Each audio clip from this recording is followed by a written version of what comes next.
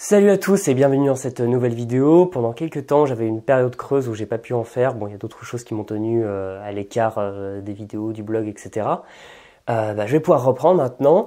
Et comme j'ai eu un petit passage un peu difficile, on va parler des choses pas marrantes parce que ça arrive. On va parler de la démotivation parce que il y a des gens qui m'écrivent parfois en me disant alors j'ai très envie d'apprendre cette langue, j'aimerais vraiment la parler, mais honnêtement là, j'y arrive plus, je suis pas motivé, m'y mettre au jour le jour, j'y arrive pas, j'ai même pas vraiment envie, que faire? Et c'est vrai qu'il faut en parler parce que ça fait partie des fondamentaux de l'apprentissage d'une langue. Si vous n'avez pas de motivation, et quand je dis motivation, c'est pas seulement le fait de déborder de joie, mais d'avoir une force interne qui vous pousse à faire quelque chose, vous n'allez pas le faire tout simplement. Et c'est ce que je reproche à de très nombreux sites qui sont trop sur l'apprentissage en mode microscope, qui vont juste vous donner des listes de vocabulaire, des tables de grammaire ou des choses comme ça. Bon, c'est très bien, mais il manque ce fondamental sans lequel vous ne pourrez pas passer à l'étape supérieure. C'est-à-dire que vous aurez beau apprendre des listes de vocabulaire, si ça ne vous intéresse pas, si vous n'avez aucune motivation pour le faire, pas la peine. Donc c'est important d'en parler et il est important de réfléchir à votre motivation parce que la motivation c'est pas quelque chose qui se fait dans l'absolu, c'est pas une sorte de force cosmique dont on peut invoquer la puissance, c'est personnel, c'est intimement personnel et donc c'est à vous de réfléchir à votre propre motivation parce que ma motivation n'est pas votre motivation. Et qu'est-ce qui va se passer quand on n'a plus envie ? Et ça peut vraiment arriver, hein. Moi il m'est déjà arrivé à pas mal de moments de me dire ouais bon j'en ai un peu marre d'apprendre cette langue au jour le jour, j'aimerais bien faire autre chose de mes journées ou soirées. C'est normal, il faut pas le prendre comme une maladie honteuse mais comme quelque chose qui arrive tout simplement. Et finalement en y réfléchissant je me suis dit qu'il y avait à ce niveau-là deux formes de motivation. Une sorte de motivation au jour le jour, une sorte de motivation opérationnelle, c'est-à-dire vous allez vous mettre avec plaisir ou pas, devant votre manuel, votre méthode, devant une conversation sur Skype, sur votre téléphone, enfin qu'importe. Bref, c'est vraiment la motivation du jour. Est-ce que vous avez envie ou pas de vous y mettre? Alors, il y en a une autre, c'est la motivation qui va être plus profonde. Ça va être, est-ce que fondamentalement, vous avez l'envie, le besoin, la passion d'apprendre cette langue? Il faut bien séparer les deux, parce qu'on peut manquer de motivation dans les deux cas. Sauf que dans le premier cas, pour l'espèce de motivation opérationnelle au quotidien, si vous en manquez, ce n'est pas très grave, ça peut revenir parce que il arrive d'avoir des passages à vide, de pas envie de nouveautés, de changement. Et à l'inverse, si vous avez des problèmes de motivation pour la version plus profonde, là ça va poser problème parce que ça va être très difficile de rester motivé au-delà de ça. Parce que il y a effectivement des techniques pour être plus motivé, il y a effectivement des moyens de comprendre la motivation un peu pour la susciter. Mais ça marche quand on a déjà en soi le feu sacré qui fait qu'on a envie de faire quelque chose. Parce que je peux vous donner des techniques de motivation, des modèles qui ont été calculés avec des sortes d'équations par des scientifiques, généralement du management. Ça existe, mais ça ne fera que augmenter une motivation qui est déjà là, augmenter une envie qui est déjà là pour la transformer en du travail, c'est-à-dire en une transformation. Et en l'occurrence, c'est avoir des données brutes que vous allez trouver et en faire des connaissances linguistiques. Mais si vous n'avez pas à la base ce socle de motivation qui fait que vous avez envie d'apprendre une langue, ça ne sert à rien, vous n'allez pas pouvoir continuer. C'est pour ça qu'il est très important, si vous êtes dans une phase qui dure plus de quelques jours, plus de quelques semaines, où vous savez pas trop où vous allez avec une langue, si vous vous demandez si vous avez vraiment envie de continuer à l'apprendre, il est important de faire cet examen.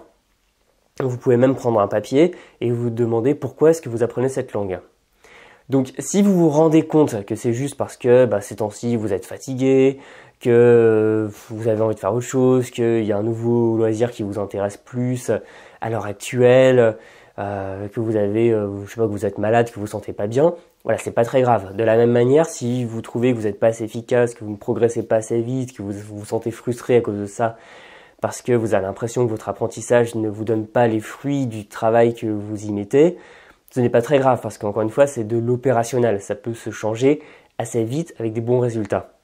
Et à l'inverse, si votre motivation profonde est entamée, si vous sentez que ça ne fait plus partie de vos objectifs personnels et profonds, enfin vraiment presque égoïstes, là vous pouvez vous poser des questions. Et ça c'est quelque chose qu'on va rarement vous dire parce qu'on présente toujours les choses, et principalement les langues en l'occurrence, comme quelque chose où on va déborder d'énergie. Et c'est vrai que surtout quand on commence, on va se dire ouais c'est super, ça me plaît, j'ai jamais fait quoi que ce soit qui soit aussi génial qu'apprendre cette langue. Mais forcément au bout d'un moment ça va se normaliser et donc tout l'enthousiasme des débuts va retomber et on peut arriver à des moments où on se pose sérieusement des questions. Et ce qu'il ne faut pas oublier, c'est que moi je mets vraiment l'accent sur l'apprentissage d'une langue comme un projet personnel. Et c'est pour ça que je vous dis que j'aime bien l'intégrer dans un mode de vie, c'est-à-dire que oui, c'est vrai que parfois on est fatigué, parfois on a beaucoup de travail à côté, et on peut se poser des questions sur le bien fondé de l'apprentissage d'une langue. Ça fait partie d'un ensemble qu'il faut prendre en compte, parce que si on ne prend pas en compte, tout simplement on peut ne pas y arriver. Et à partir de là, demandez-vous si c'est encore pertinent pour vous. Parce qu'il peut y avoir des changements dans votre vie. C'est pour ça, encore une fois, que je mets autant l'accent sur qu'est-ce que ça va vous permettre d'atteindre et pas juste sur apprenez cette liste de vocabulaire et cette table de grammaire et hop, vous mixez tout ça et vous parlez une langue. Ça va bien au-delà de ça, c'est plus profond. Et ce qui a pu être vrai au niveau de vos objectifs il y a 2 ans, 10 ans, etc., peut ne plus l'être maintenant. Parce que par exemple, j'ai vu des couples binationaux se former où les 2 personnes étaient très motivées à l'idée d'apprendre la langue de l'autre. Et à un moment, il y a eu une séparation, donc la motivation est partie. Ou alors des gens qui étaient passionnés par un pays sont allés y vivre quelques années, puis après la vie les a emmenés ailleurs, et le premier pays finalement se sont dit, bon voilà, j'ai bien aimé, mais sans plus, j'ai envie de passer à autre chose. Donc, il faut peut-être vous poser la question et vous demander si c'est réellement utile de continuer à apprendre cette langue. Donc je ne dis pas d'arrêter, que si vous avez un coup de mou, il faut arrêter, bien sûr que non. Mais demandez-vous toujours si c'est pertinent pour vous, que ce soit pour trouver du travail, pour vous installer à l'étranger, pour mieux comprendre la culture d'un pays, par rapport à votre couple, votre famille, belle famille, les amis, etc. Si vraiment ça vous touche personnellement, et le meilleur moyen de le savoir, c'est plutôt que de vous demander ce que ça vous apporte, vous demandez ce que la non-connaissance de cette langue vous enlèverait. C'est-à-dire, plutôt que penser, raisonner en termes de ce que vous avez à gagner, vous raisonnez en termes de ce que vous avez à perdre. Et si finalement vous n'avez absolument rien à perdre et que ça vous fait gagner du temps au quotidien, c'est en effet qu'il y a un problème à ce niveau-là et que cette langue n'était pas bien choisie. Et c'est pour ça qu'il faut faire très attention à tout ce qu'on entend sur Internet, par exemple, où on vous dit quelle langue apprendre. On vous dit l'anglais c'est la seule langue utile, ou alors je vois des listes totalement stupides de les 10 langues les plus utiles au monde. C'est-à-dire il faut apprendre parmi ces langues-là. Les autres, c'est pas important. Alors que honnêtement, je connais des gens qui ont réussi à trouver du travail et à s'épanouir avec des langues mais parlées par 1 million de personnes dans le monde, mais parce qu'elles avaient trouvé l'angle d'attaque, elles avaient trouvé la passion, la motivation profonde pour persévérer dans cette voie. Donc il peut arriver qu'on fasse des mauvais choix dans un sens, qu'on ait fait un peu le choix d'une langue parce que ça nous intéressait à un moment A et au moment B, ça nous intéresse plus. Et il faut toujours se repositionner et se recréer même des sources de motivation. Donc si vous avez encore envie d'apprendre cette langue, si vous sentez encore la passion, si vous dites « Ah ouais, mais si j'apprends pas cette langue, j'ai vraiment manqué un truc dans ma vie », voilà. Donc vous avez l'aspect profond, la motivation de fond qui va vous pousser à aller plus loin. Et ce que je peux vous recommander, pour retrouver cette motivation du quotidien, c'est peut-être de laisser tomber un peu votre apprentissage scolaire pendant quelques jours, quelques semaines, pas plus, parce que si vous vous décrochez vraiment, vous n'allez jamais vous y remettre, et ça va devenir une langue rouillée. Donc ce que vous allez faire, c'est vous laisser tomber un petit peu l'aspect, tout ce qui est répétition de vocabulaire, grammaire, les choses comme ça, et vous revenez aux fondamentaux. J'avais fait une vidéo où je vous disais, arrêtez de travailler, faites-vous des amis. Pensez en ces termes-là, immergez-vous dans la culture, allez voir des gens, allez parler avec vos amis locuteurs natifs, ça va vous requinquer, ça va vous éloigner du côté pénible et routinier de votre apprentissage quotidien et ça va vous aider à rentrer en contact avec vraiment ce qui vous passionne, ce qui vous importe dans l'apprentissage de cette langue. Et voilà, en fait, c'est aussi simple que ça, parce qu'il y a des méthodes pour mieux s'organiser, pour trouver des routines, pour avaler la pilule sur des choses pas forcément marrantes. Parce que par exemple, là, j'en suis bientôt arrivé à la fin de mon apprentissage des 2000 kanji de base en japonais, qui permettent de pas mal simplifier la lecture.